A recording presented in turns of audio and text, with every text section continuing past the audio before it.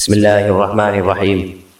رسول اللہ صلی اللہ علیہ وسلم نے ارشاد فرمایا، ان من افضل ایامکم یوم الجمعہ فاکثروا علی الصلاۃ فیہ فاکثروا من الصلاۃ فیہ۔ فرمایا تمہارے دنوں میں سب سے بہترین دن جمعہ کا دن ہے، اس لیے اس دن مجھ پہ کثرت سے درود پڑھا کرو۔ فإن صلاتکم معروضۃ علی، یہ کہ تمہارا درود مجھ تک پہنچایا جاتا ہے۔ صحابی نے پوچھا، یا رسول اللہ کیف تعرض علیک صلاتنا وقد ارمت، ہمارا درود آپ تک کیسے پہنچایا جائے گا جبکہ آپ جب دنیا سے جائیں گے قبر میں جسم آپ کا ختم ہو جائے گا تو ہمارا درود آپ تک کیسے پہنچے گا؟ تو آپ صلی اللہ علیہ وسلم نے فرمایا، ان اللہ حرم علی الارض اجساد الانبیاء، اللہ تعالیٰ نے پیغمبروں کے جسموں پر زمین پر پیغمبروں کے جسموں کو حرام کر دیا۔ زمین کسی پیغمبر کے جسم کو کبھی ختم نہیں کرتی۔ تو یہ بھی امت کا اجماعی عقیدہ ہے کہ جتنے بھی انبیاء ہیں ان کے جسم بالکل سلامت رہتے ہیں۔ شہداء میں تو یہ بہت زیادہ مشاہدہ ہوتا ہے، بہت سارے شہداء کے جسم سلامت رہتے ہیں۔ تو ایک اور حدیث میں آپ صلی اللہ علیہ وسلم نے فرمایا، من صلی علیہ صلاۃ صلی اللہ بہا عشرہ، جس نے مجھ پر ایک دفعہ درود بھیجا۔ درود کہتے ہیں نبی صلی اللہ علیہ وسلم کے لیے اللہ تعالیٰ سے خصوصی رحمت کی دعا کرنا۔ ایک ہوتا ہے عام دعا، کسی کے لیے بھی رحمت، صلات کہتے ہیں خصوصی رحمت جو اللہ اپنے خاص بندوں پہ کرتا ہے۔ اس لیے صلات کا جو لفظ ہے نا، یہ درود اور صلات یہ پیغمبر کے علاوہ کسی کے لیے جائز نہیں ہے، کیونکہ یہ صلات خاص کس کے خاصہ ہے؟ یہ پیغمبروں کا۔ اس لیے ہم اللہم صلی علی محمد تو کہہ سکتے ہیں، لیکن یوں نہیں کہہ سکتے اللہم صلی علی فلان۔ تو وہ صلی جو ہے نا، صلات یہ خاص قسم کی رحمتیں ہوتی ہیں جو اللہ پیغمبروں پر بھیجتے ہیں۔ کبھی قرآن میں آتا ہے اولئک علیہم صلوات من ربہم ورحمہ، کہ جو لوگ صبر کرتے ہیں ان پر اللہ کی خصوصی رحمتیں بھی ہیں اور رحمت بھی ہے۔ تو پتہ چلا صلات اور رحمت میں فرق ہے۔ صلات اعلیٰ قسم کی رحمتوں کو کہتے ہیں۔ تو آپ صلی اللہ علیہ وسلم نے فرمایا، جس نے میرے لیے ایک مرتبہ رحمت کی دعا کی، درود شریف پڑھا میرے لیے، تو اللہ اس پر 10 رحمتیں بھیجتے ہیں۔ اور جمعہ کا دن زیادہ فضیلت ہے درود شریف پڑھنے کی۔ البتہ یہ جو جمعہ کے دن میں حدیث مشہور ہے کہ 80 سال کے گناہ معاف ہوتے ہیں جمعہ کے دن درود پڑھنے سے، یہ حدیث سند کے لحاظ سے کمزور ہے۔ لیکن یہ جو میں نے حدیث پڑھی کہ جمعہ کا دن سب سے بہتر دن ہے، فَأَكْثِرُوا عَلَيَّ مِنَ الصَّلَاةِ فِيهِ، لہذا اس دن مجھ پہ کثرت سے درود پڑھا کرو، یہ بالکل صحیح حدیث۔ جمعہ کے دن درود شریف کی اضافی فضیلت ہے، آج چونکہ جمعہ کا دن ہے اس لیے میں نے کہا کہ اس بارے میں تھوڑی سی بات کروں۔ ایک اور حدیث میں آتا ہے، رسول اللہ صلی اللہ علیہ وسلم نے فرمایا، لا تجعلوا قبری عیدا وصلوا علی فإن صلاة تبلغنی حیث کنتم، فرمایا میری قبر کو عیدگاہ نہ بناؤ۔ جیسے میلوں کی جگہ ہوتی ہے نا، میلے ٹھیلے، عید پہ جب سب لوگ جمع ہو کے خوشیاں مناتے ہیں، تو جیسے مزاروں پہ ہوتا ہے نا، قوالیاں ہو رہی ہیں اور یہ میلے ٹھیلے ہو رہے ہیں آج کل دیکھا ہے، تو پہلے زمانے میں بھی جب کوئی نیک آدمی دنیا سے جاتا تھا تو لوگ اس کی قبر پہ دھرنے مار کے بیٹھ جاتے تھے، اور وہ مجاور اور یہ سب جو ہمارے یہاں ہوتا ہے۔ تو آپ صلی اللہ علیہ وسلم نے منع کیا کہ میری قبر کے ساتھ یہ کچھ مت کرو، البتہ مجھ پہ درود پڑھا کرو، اور فرمایا کہ تم جہاں سے بھی درود پڑھو گے یہ مجھ تک پہنچے گا۔ اور حدیث میں رسول اللہ صلی اللہ علیہ وسلم نے فرمایا، ما من احد یسلم علی الا رد اللہ علی روحی فارد علیہ، کہ جب بھی کوئی مجھ پر سلام بھیجتا ہے اللہ میری روح کو میرے جسم میں لوٹاتے ہیں اور میں اس کے سلام کا جواب دیتا ہوں۔ اب یہ کیسے ہوتا ہے؟ چونکہ یہ برزخی زندگی میں ہے، لہذا اس کی کیفیات میں اور گہرائی میں جانے کی اجازت نہیں ہے۔ جیسے اللہ بہتر سمجھتے ہیں یہ ہوتا ہے، اس کی حقیقت کا ہمیں علم پوری طرح نہیں ہے، وہ برزخی زندگی ہے۔ اور حدیث میں آتا ہے رسول اللہ صلی اللہ علیہ وسلم نے فرمایا کہ رغم انف رجل ذکرت عنده فلم يصلی علی، اس شخص کی ناک خاک آلودہ ہو جائے جس کے سامنے میرا نام لیا جائے، میرا تذکرہ ہو اور وہ مجھ پہ درود نہ پڑھے۔ ایک اور حدیث میں آپ صلی اللہ علیہ وسلم نے فرمایا، البخیل من ذکرت عنده فلم يصلی علی، وہ شخص کنجوس ہے، بخیل ہے جس کے سامنے میرا نام آئے اور مجھ پہ درود نہ پڑھے۔ یعنی اتنی بڑی شخصیت اور اتنے بڑے محسن اعظم کا تذکرہ آ رہا ہے اور اس کی زبان سے دعا بھی نہیں نکلتی، تو اس سے بڑا کنجوس دنیا میں کون ہو سکتا ہے؟ ایک اور حدیث میں آپ صلی اللہ علیہ وسلم نے ایک شخص کو دعا مانگتے ہوئے دیکھا جس نے درود شریف پڑھے بغیر دعا شروع کر دی، تو آپ صلی اللہ علیہ وسلم نے فرمایا اس نے دعا میں جلدی کی ہے۔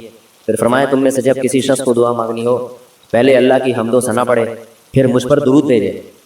قرآن مجید میں بھی اللہ نے حکم دیا، ان اللہ وملائکتہ یصلون علی النبی، کہ اللہ اور اس کے فرشتے، اللہ بھی رحمت بھیجتے ہیں اور فرشتے بھی رحمت کی دعا کرتے ہیں۔ یا ایھا الذین آمنوا صلوا علیہ وسلموا تسلیما، اے ایمان والو تم بھی محمد صلی اللہ علیہ وسلم پر درود بھیجا کرو اور سلام بھیجا کرو۔ درود اور سلام میں فرق یہ ہے کہ درود اللہ کی رحمت اور سلامت کہتے ہیں کہ ہر برائی سے، ہر مشکل سے، ہر مصیبت سے بچائیں۔ تو کمال جبھی ہوتا ہے جب اللہ ہر شر سے بچا لے اور اضافی رحمتیں بھی بھیجے۔ تو علماء نے درود شریف کی حکمتوں میں لکھا ہے کہ درود شریف جو اللہ نے ہمیں پڑھنے کا حکم دیا، اس کی بنیادی وجہ تو سب کو معلوم ہے کہ سب سے زیادہ احسانات اس کائنات میں اللہ کے بعد کس کے ہیں؟ محمد صلی اللہ علیہ وسلم۔ آپ صلی اللہ علیہ وسلم کے احسانات سب سے زیادہ ہیں انسانیت پر۔ انسان کو انسان آپ صلی اللہ علیہ وسلم نے بنایا، اور اہل اسلام تو سب سے زیادہ ان احسانات کے تلے دبے ہوئے ہیں۔ تو ہم کوئی بھی عبادت اگر کر رہے ہیں، دعا بھی اگر مانگ رہے ہیں، تو یہ بھی کس کی وجہ سے توفیق مل رہی ہے؟ نبی صلی اللہ علیہ وسلم، کیونکہ آپ صلی اللہ علیہ وسلم نے ہی یہ ساری چیزیں سکھائی ہیں۔ تو ہر کام میں حکم یہ ہے کہ بھائی جس کا احسان ہے، جس کی وجہ سے تمہیں یہ رہنمائی ملی، پہلے اس کا بھی تو کچھ خیال کرو، اس کا بھی جو ہے نا اللہ سے اس کے لیے دعا مانگو تاکہ تمہاری طرف سے بھی کچھ شکر ہو۔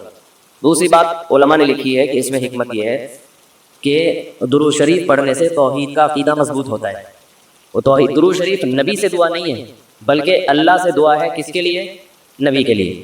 تو پتہ یہ چلا کہ نبی پر بھی اللہ کی رحمتیں ہوں گی، اور دعا کون مانگ رہا ہے؟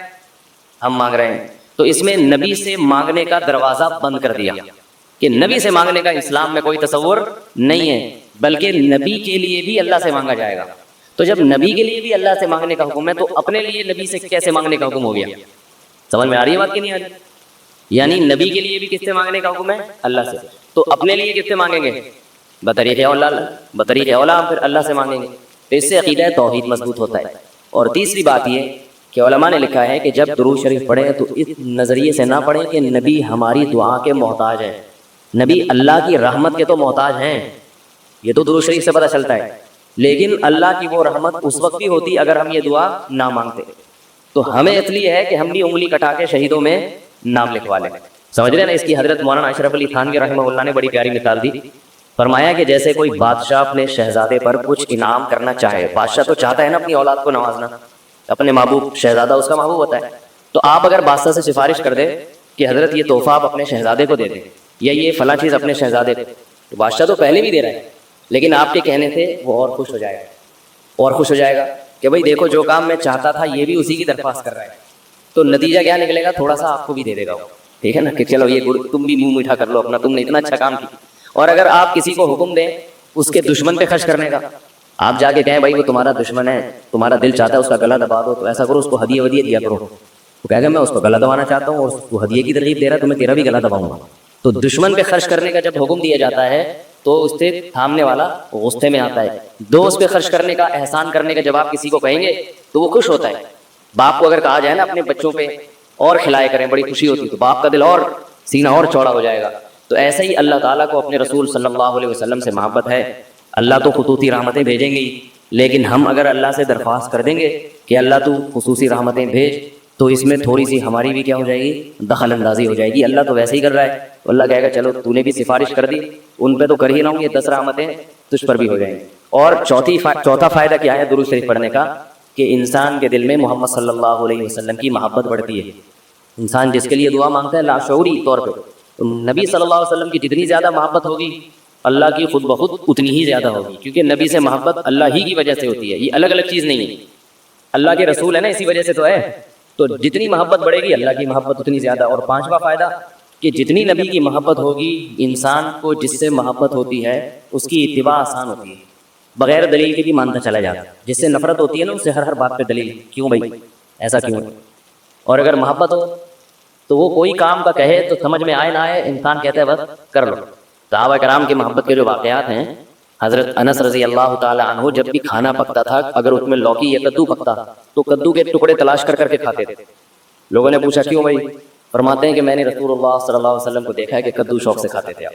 تو نبی سے محبت تھی، کدو سے محبت ہو گئی۔ حالانکہ یہ شریعت کا حکم نہیں ہے لوکی اور کدو سے محبت کرو گی، تو اپنی انسان کی اپنی رغبت ہوتی ہے، کسی کو کسی چیز سے، کسی کو کسی چیز سے، لیکن عشق کی انتہا ہوتی ہے تو انسان کو محبوب کی محبوب چیزوں سے بھی ہو جاتی ہے۔ تو ہمیں بھی اگر نبی صلی اللہ علیہ وسلم سے محبت ہوگی صلی اللہ علیہ وسلم، تو اگر کدو سے نہ بھی ہو تو کوئی اتنا مسئلہ نہیں ہے، لیکن فرائض واجبات سے تو ہو جائے گی نا، جو شریعت میں ضروری ہیں، جن کی آپ صلی اللہ علیہ وسلم نے بہت تاکید کی ہے، ان سے تو ہوگی نا کم از کم۔ محبت نہیں ہے تو ہر وقت بیٹھ کے لوجی کی تلاش، داڑھی تک نہیں رکھے گا، داڑھی کا سمجھاؤ تمہیں بھائی کیوں بھائی پھر یہ سمجھاؤ کہ بھئی آپ صلی اللہ علیہ وسلم کے اخلاق ایسے تھے، نہیں میری سمجھ میں نہیں آتا ایسے کیسے اخلاق بنائے جا سکتے ہیں خادموں کے ساتھ. تو محبت ہو جاتی ہے تو سارے کام آسان ہو جاتے ہیں. تو درود شریف پڑھنے کا ایک فائدہ یہ بھی ہے. تو اس لیے ہمت کر کے علماء نے جو ایک نصاب بتاتے ہیں نا، روزانہ 100 دفعہ صبح 100 دفعہ شام. ویسے تو سب سے بہتر درود ابراہیمی ہے جو نماز میں ہم پڑھتے ہیں، آپ صلی اللہ علیہ وسلم نے سکھایا. یہ نہ ہو مشکل لگے تو اتنا کر لو صلی اللہ علیہ وسلم. صحیح ہے نا، یہ 100 دفعہ پڑھ لے کتنا ٹائم لگتا ہے اسے؟ صبح 100 دفعہ پڑھ لیا، 100 دفعہ شام کو پڑھ لیا. اور اگر پورا ہفتہ توفیق نہیں ملتی تو کم از کم جمعہ ہی کے دن پڑھ لے انسان. سمجھ رہے بات کو نہیں سمجھ رہے بھائی؟ میرا خیال نہیں آ رہی. جمعہ کا دن پڑھ لے انسان، اس میں زیادہ فضیلت ہے. اور یہ جو درود شریف ہے نا، یہ صلی اللہ علیہ وسلم پورا پڑھنا چاہیے. میں کل بھی بیان میں کہا تھا نا، ساشے آ رہے ہیں ہر چیز کے. تو جیسے سلام کے ساشے نا، سلام کرنا ہو نا، اتنی سی آواز آتی ہے بس. تو درود شریف کی حضور صلی اللہ علیہ وسلم نے فرمایا. لوگ کیا کہتے ہیں؟ حضور صلی اللہ علیہ وسلم نے فرمایا. بھائی صلی اللہ علیہ وسلم بول دو پورا. لکھنے میں بھی علماء نے بیان کیا ہے کہ مجلس میں، کسی مجلس میں جب آپ صلی اللہ علیہ وسلم کا نام آئے تو کم از کم ایک دفعہ درود شریف پڑھنا واجب ہے. بار بار واجب نہیں ہے، بار بار افضل ہے. مجلس میں جب ایک دفعہ نام آیا تو پہلی دفعہ بہرحال واجب ہے، یا کم از کم ایک دفعہ اس مجلس میں. بار بار پڑھنا ضروری نہیں ہے، بہتر ہے. تو یا تو پڑھے ہی نہیں، ایک دفعہ پڑھ لیا کافی ہے. لیکن پڑھیں تو پھر ساشے نہ لے کر آئیں. درود شریف کو بگاڑے نہیں، پورا ہونا چاہیے صلی اللہ علیہ وسلم. اور اگر آپ کو ڈر یہ ہے کہ نہیں بار بار پڑھنے سے میری زبان گھس جائے گی، نقصان ہوگا اور توانائی کم ہو جائے گی، روزہ زیادہ لگے گا، تو ایک ہی دفعہ پڑھ لے مگر طریقے سے پڑھ لے. ساشے نہ لے کر آئے صلی اللہ علیہ وسلم، اس طرح نہ کریں. اسی طرح لکھنے میں بھی آپ صلی اللہ علیہ وسلم کا جب نام آئے، مجلس ایک ہے تو ایک دفعہ کہہ دے آپ کی زبان سے. لکھنا واجب نہیں ہے. آپ صلی اللہ علیہ وسلم کے نام کے ساتھ درود شریف لکھنا واجب نہیں ہے، افضل ہے. تو یا تو اگر یہ ڈر ہے کہ میں نے لکھ دیا پورا نام تو میرا پین گھس جائے گا، سیاہی کا خرچہ زیادہ آئے گا، پیسے زیادہ بھرنے پڑیں گے، مجھے مہنگائی کا دور ہے، اتنی سیاہی میں افورڈ نہیں کر سکتا، تو پورا نام ہی نہ لکھے، یعنی درود شریف لکھے ہی نہیں. لیکن اگر لکھنا ہے تو چھوٹا سا سواد نہ ڈالے. سمجھ رہے بات؟ باقی ساری چیزیں پوری ہیں. یہ نہیں کہ والد محترم میں صرف واو لکھ دیا، ابا خود ہی سمجھ جائیں گے والد کی بات چل رہی ہے، ٹھیک ہے نا. زید کا نام آیا تو زے لکھ دیا. کبھی ہوتا ہے ایسے؟ ہوتا ہوگا شاید آپ کے یہاں. اور جتنی باتیں آ رہی ہیں صرف اس ساشے پیش کر دی، ایسا نہیں. جب درود شریف لکھنے کی بات آتی ہے تو صرف چھوٹا سا سواد ڈال دیا. تو بھائی اتنی تکلیف اگر ہو رہی ہے تو نہ لکھو، تو فرض تھوڑی ہے. لیکن اگر لکھنا ہے تو احترام کا تقاضا کیا ہے؟ پورا نام لکھا جائے صلی اللہ علیہ وسلم. دیکھو حدیث کی اتنی بڑی بڑی کتابیں ہیں، محدثین نے جو لکھی ہیں، کتنی بڑی بڑی کتابیں. جب بھی آپ صلی اللہ علیہ وسلم کا نام آئے گا تو محدثین پورا درود شریف لکھتے ہیں صلی اللہ علیہ وسلم. کسی حدیث کی کتاب میں، امام بخاری کی ہو، امام مسلم کی ہو، یا ابن ماجہ ہو، یا استحاء ستہ کی جتنی کتابیں اس کے علاوہ بھی ہیں، جب درود ہوگا تو پورا صلی اللہ علیہ وسلم ہوگا. تو لکھنے میں بھی اس کا اہتمام کرنا چاہیے، پورا نام لکھ دیا جائے. یہ جو میں کہہ رہا ہوں نا قلم گھس جائے گا اور یہ ہو جائے گا، یہ تو بخیل آدمی کے لیے ہے، ورنہ کہ قلم تھوڑی کھکتا ہے. لکھنے پورا تحریر لکھ رہے ہیں، جب بھی نام آئے صلی اللہ علیہ وسلم پورا لکھنا چاہیے. اللہ تعالیٰ عمل کی توفیق عطا فرمائے. ایک چھوٹی سی آخر میں بات سن لیں کہ آپ صلی اللہ علیہ وسلم کا جو لقب ہے نا، لوگ مختلف ناموں سے پکارتے ہیں. کوئی کہتا ہے حضور اکرم صلی اللہ علیہ وسلم نے فرمایا، یہ بھی ٹھیک ہے، آپ سب سے اکرم ہیں. کوئی کہتا ہے سرور دو عالم صلی اللہ علیہ وسلم نے فرمایا. کوئی کہتا ہے حضور صلی اللہ علیہ وسلم نے فرمایا. یہ سب ٹھیک ہے نام، لیکن سب سے بہترین جو نام آپ کے لیے ہے رسول اللہ صلی اللہ علیہ وسلم، کیونکہ اس سے بڑا لقب کوئی بھی نہیں ہے. رسول اللہ کا مطلب اللہ کے سفیر، تو یہ سب سے بڑا منصب ہے. اس لیے عام استعمال میں جو صحابہ کا بھی طریقہ تھا، نبی اللہ، صحابہ کیا کہتے تھے؟ نبی اللہ یا رسول اللہ. تو محدثین بھی جو لفظ آپ کے لیے استعمال کرتے ہیں رسول اللہ صلی اللہ علیہ وسلم یا نبی اللہ، تو عام استعمال میں یہ زیادہ بہتر ہے. وہ بھی ٹھیک ہے، سرور کائنات، حضور اکرم، شفیع المسلمین، سب صحیح ہیں. لیکن ہوتا ہے نا جب بہت سارے آپشن ہوں تو انسان سلیکٹ کرتا ہے سب سے بہترین کو. تو سب سے بہترین لفظ آپ کے لیے کیا ہے؟ رسول اللہ. یہ سب سے بہترین لفظ. اللہ تعالیٰ سمجھنے کی عمل کی توفیق. آج بہت سارے آپ کو پڑھے لکھے لوگ نظر آئیں گے جو اس دنیا کے ظاہر سے دھوکہ کھاتے ہیں. لوگ گائیڈنس لیتے ہیں یا تو مذہب سے، اور آج کل گائیڈنس لے رہے ہیں، مذہب کو جب نکال دیا تو موٹیویشنل اسپیکر سے گائیڈنس لے رہے ہیں. انسان کو کاؤنسلنگ کی ضرورت ہوتی ہے، گائیڈنس کی ضرورت ہوتی ہے. تو وہ کہتا ہے یار جو مجھ سے زیادہ پڑھا لکھا ہے میں اس کو فالو کروں، اس سے سمجھوں مجھے کیا کرنا چاہیے. تو اب علماء کو تو لوگ سنتے نہیں ہیں، جو دنیا پرست لوگ ہیں کہتے ہیں انہیں کیا پتا، یہ پڑھے لکھے تو ہیں نہیں، بہت سو کو انگلش نہیں آتی، بہت سو کو سائنس کا پتہ نہیں ہے، ان سے نیوٹن کا پہلا قانون پوچھ لو وہ نہیں پتا ہوگا, دوسرا لا پوچھ لو وہ نہیں پتا ہوگا. بہت سو کو تو نیوٹن کا ہی نہیں پتا. یہ کیا ہمیں گائیڈ کریں گے؟ جاہل, اجٹ, گنوار. ان کو ربنا آتینا فی الدنیا حسنۃ وفی الآخرۃ حسنہ یہ دعا یاد ہے. اس کا سائنس سے کوئی تعلق ہے؟ بولو. ان کو بہت زیادہ رب اغفر وارحم وانت خیر الراحمین یہ آتی ہے. ان کو سورہ فاتحہ یاد ہے. تو یہ پڑھے لکھے نہیں ہیں. یہ کون لوگ ہیں؟ جاہل. یہ ہمیں کیا سمجھائیں گے کیسے لائف گزارنی ہے؟ ہمیں سمجھانے کے لیے ضروری ہے کہ جو سمجھانے والا ہو سب سے پہلے اس کو انگلش, اس کو تاکہ دنیا کا پتہ ہو, دنیا کا پتہ ہو. پھر ہم ان سے سیکھیں گے.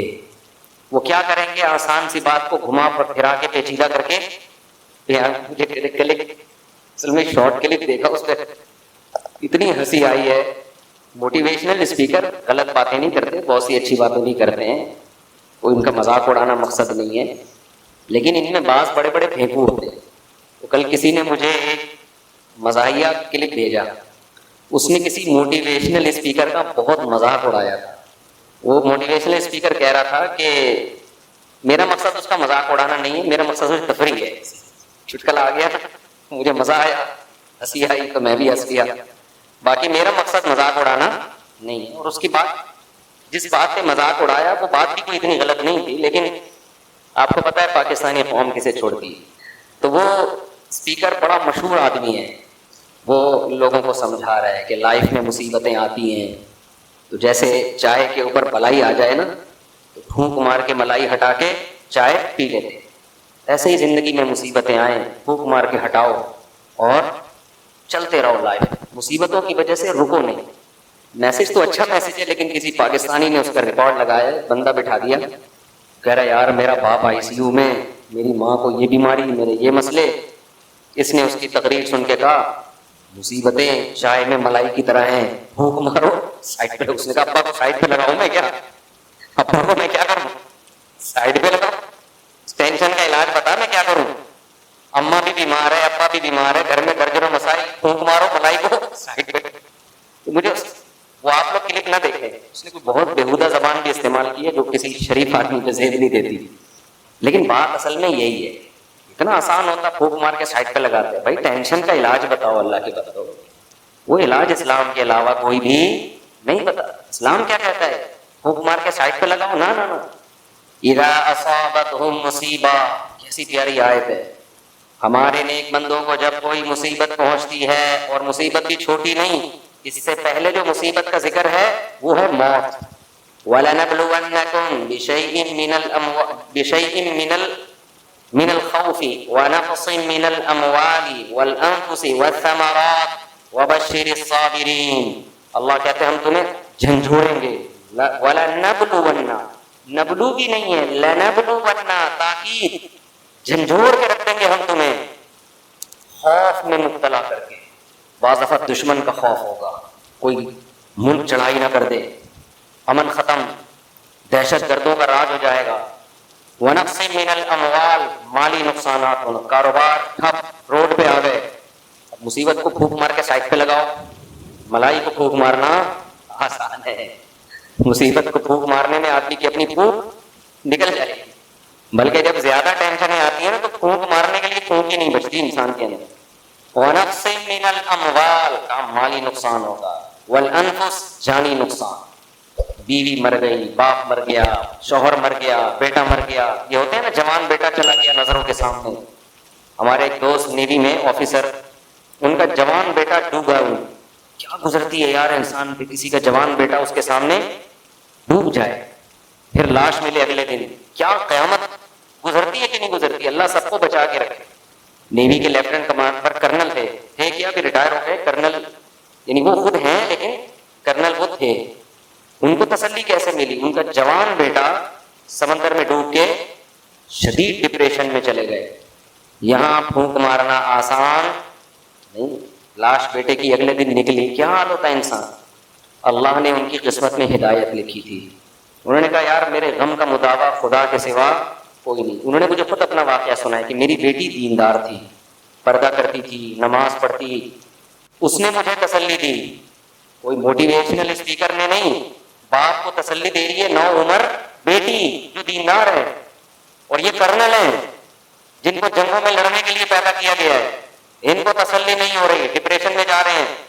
یعنی میری چھوٹی بیٹی جو پردہ کرتی، نماز پڑھتی، اس نے کہا کہ ابو یہ غم عارضی ہے، جو قسمت میں لکھا تھا وہ ہو کے رہنا تھا، اس نے مرنا تھا، اور یہ جدائی ہمیشہ کے لیے نہیں ہے، ایک دن ملاقات ہو جائے گی، اس پہ صبر کریں گے اجر ملے گا، واویلا کریں گے اجر ضائع ہوگا. جتنا بڑا غم اتنا بڑا اجر اللہ نے رکھا ہے.